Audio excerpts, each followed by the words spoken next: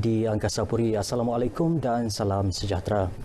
Ya, malang tidak berbau. Demikian kejadian menimpa seorang lelaki yang menjadi korban pertama banjir di Beaufort selepas ditemukan lemas di Kampung Mantau pada 1 tengah hari tadi. Mangsa Fairul Jisirun, 21 tahun, dilaporkan tergelincir ketika menolak perahu dinaiki bapa dan kakak ipar mangsa. Ketua Polis Daerah Beaufort DSP Yusof Zaki Yaakob ketika dihubungi RTM memaklumkan ketika kejadian mangsa bersama keluarga baru sahaja selesai membantu abang mangsa mengemas barang di premis sarang burung milik mereka. Berdasarkan maklumat awal, insiden malam berlaku sekitar pukul 10 pagi tadi dan abang mangsa telah cuba membantu namun gagal. Bomba dimaklumkan mengenai kejadian sekitar pukul 10.30 pagi dan hasil pencarian menemukan mayat mangsa tidak jauh daripada lokasi mangsa tergelincir. Mayat dihantar ke Hospital Beaufort untuk tindakan lanjut. Ya, sementara itu, setakat 4 petang tadi, jumlah penduduk terjejas banjir yang berlindung di Pusat Pemindahan Sementara PPS mencecah 5,111 penduduk melibatkan 1,412 keluarga. Mereka ditempatkan di 40 PPS di Tenom dan Beaufort. Menurut kenyataan Jawatan Kuasa Pengurusan Bencana Negeri Sabah, Tenom masih mencatat jumlah penduduk terjejas tertinggi yang meningkat kepada 4,501 orang melibatkan 1,256 keluarga di 36 PPS. PPS Dewan Seri Ontoros menempatkan jumlah penduduk terjejas tertinggi iaitu 501 penduduk, Rumah Kebudayaan Makaka Gas 374 orang, Rumah Kebudayaan Belumbung Seberang 339 penduduk dan PPS Rumah Kebudayaan Anggalor 288 penduduk. Sementara di Beaufort seramai 610 penduduk melibatkan 156 keluarga kini berada di 4 PPS di daerah berkenaan. Satu PPS baharu diaktifkan hari ini iaitu PPS Dewan Kebudayaan dan Kesenian Bisaya yang menempatkan 39 penduduk.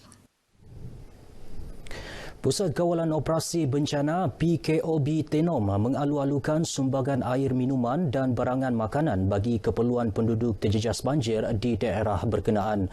Penolong Pegawai Daerah Tenom Mas Syazwan Haji Masud bagaimanapun mengingatkan kesemua perlu disalurkan kepada PKOB daerah terlebih dahulu yang kemudian akan mengagihkannya kepada lebih 30 pusat pemindahan sementara PPS. Memang perlu melalui Pusat Kawalan Operasi Bencana lah di PKOB daerah Tenom bertempat di pejabat daerah lah.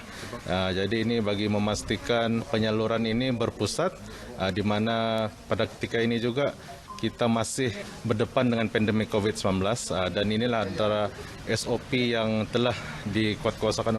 Mas Syazwan yang ditemui RTM di pejabatnya di Tenom memaklumkan banjir kali ini menyebabkan loji air di Kemabong dan Tenom ditenggelami air sehingga mengakibatkan gangguan bekalan air kepada penduduk. Ia dijangka beroperasi semula selepas kerja pembersihan selesai. Sementara itu, penduduk yang ditemui di PPS berharap masalah tersebut akan dapat ditangani segera. Di sini kami kekurangan air lah. Air maksudnya kurangan air makan, air minum. Sekarang kami menggunakan antara daripada pihak kebajikan, mineral water, itu saya kami guna untuk makan, minum buat masa sekarang ni lah. Dan sekarang ni kami berterima kasih kepada pihak Jabatan Air daerah karena mengantar kami bekalan air. Akai mengansak, memakai kekeratian titimu mineral, Mario pakai timu mineral, akai kekurangan datimuk. Jadi reti ni baru akai nataran datimuk. Pelbagai pihak tampil untuk menyalurkan bantuan termasuk Yayasan Zuci Keningau. Kalau menampaknya sekarang kan bantuan misalnya emas ataupun itu tepung-tepung susu baby. Yang penting sekali emas dengan itu benda-benda kebersihan lah, itu sanitizer semua. Okay, itu yang paling penting. Dan selepas itu kami berharap mendapatkan itu senarai supaya boleh serahkan bantuan. Tenom merupakan daerah paling terkesan dalam banjir kali ini dengan lebih 90% kawasan perkampungan dilaporkan terjejas. Sementara itu, di Beaufort, sebuah syarikat pembekal air minuman tampil menyumbang bekalan air mineral kepada penduduk terjejas di kesemua PPS di daerah berkenaan. Pengarah eksekutif syarikat Life Water Industry Sendirian Berhad, Chin Li Ling, berharap ia dapat meringankan beban penduduk terlibat. Ini ialah special action team lah for tempat banjir di sini Beaufort kerana kami dapatkan beberapa ramai tentang ini kesedihan ini banjir sangat teruk di bahagian Beaufort di sini. So kami make an effort terus pembagian itu air. Chin yang ditemui RTM selepas menyerahkan sumbangan di Dewan DSP Muhammad Dun Banir Beaufort memberitahu bantuan sama akan disalurkan ke PPS Tenem dengan jumlah keseluruhan sumbangan bagi kedua-dua daerah lebih 24,000 botol air mineral. Turut menyumbang bantuan kepada penduduk terjejas banjir di Beaufort, Yayasan Dakwah Islamiah Malaysia Yadim dan Masjid At-Taqwa KKMM Kepayan. Sumbangan berbentuk makanan seperti beras, roti serta air minuman disampaikan pengarah Yadim Sabah, Haji Samin Ongki kepada Wakil Rakyat Lumadan Ruslan Muharam. Bantuan yang lebih besar yang insyaAllah akan disampaikan selewat-lewatnya minggu hadapan. Saya mengambil peluang ini untuk menyeru kepada pelbagai jabatan dan agensi kerajaan serta NGO tampillah untuk membantu di daerah Beaufort. Dianggarkan 98% atau lebih 7,000 penduduk di kawasan Lumadan terkesan akibat banjir kali ini. Bantuan telah digerakkan ke kawasan memerlukan terutama 12 kampung di kawasan Lumadan yang terputus hubungan. Langkah kerajaan negeri memperketatkan prosedur operasi standard SOP bagi kemasukan ke Sabah disambut baik rakyat negeri ini. Orang ramai menyifatkan arahan mewajibkan kuarantin 14 hari dan pengambilan ujian PCR harus disokong semua pihak bagi mengekang penularan pandemik COVID-19. Kita perlu ada sifat lebih keterbukaan ataupun lebih sabar kerana pandemik COVID-19 ini masih lagi menular di mana-mana di kalangan masyarakat kita.